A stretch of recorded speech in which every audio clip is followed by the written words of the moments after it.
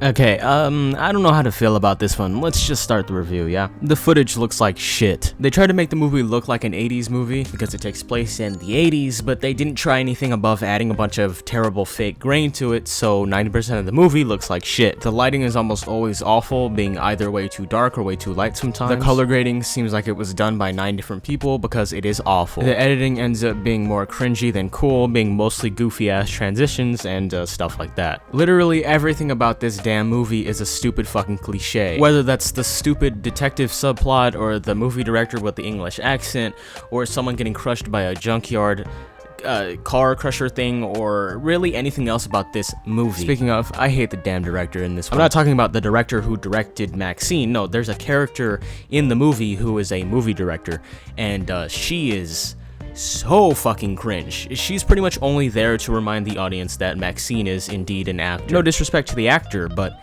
every time the actor who plays the director in this movie, I don't even remember her name, I don't even know if she has a name, but every time she opened her mouth, I found myself rolling my eyes. And I know it's not the person who plays the director, because she was great in the Cloverfield Paradox, so it's not the actor, it's the writing. The writing is so fucking bad, it genuinely made me rethink my life. And that's only the dialogue you can hear. When you can't, which is 90% of the time, it's always because of Mia Goth's stupid fucking fake accent that she keeps switching, or because she is whispering. If a scene in this movie isn't the worst I've seen this decade, it's a huge nothing burger that serves no purpose and does not move the plot forward in any way. This movie just feels like DLC to X, not at all seeming like a fulfilling final chapter to the X trilogy. And just like I fucking predicted, they did in fact weave the Night Stalker into the movie.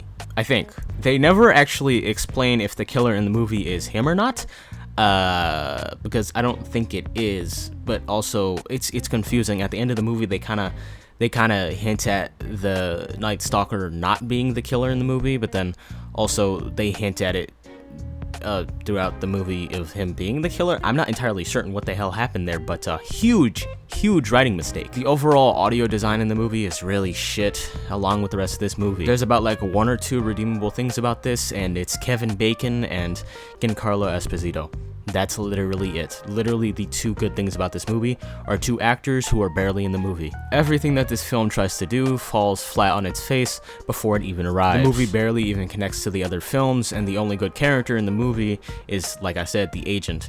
He's the only good character, but not the only enjoyable one. He's the only good character, the agent, and he's pretty much barely in this movie at all. This movie is a waste of time and money. Don't go see this piece of shit. Don't even wait for it to come out on HD. Just watch X and then watch Pearl, and then just leave it there. Pearl was a masterpiece. It felt like Pearl was a mistake. It felt like Pearl, it's like they accidentally made Pearl good, because MaXXXine and X are both just truly mediocre films. Well, MaXXXine isn't mediocre, MaXXXine is garbage, but X is just mediocre. It felt like Pearl was a mistake that they didn't mean to make good.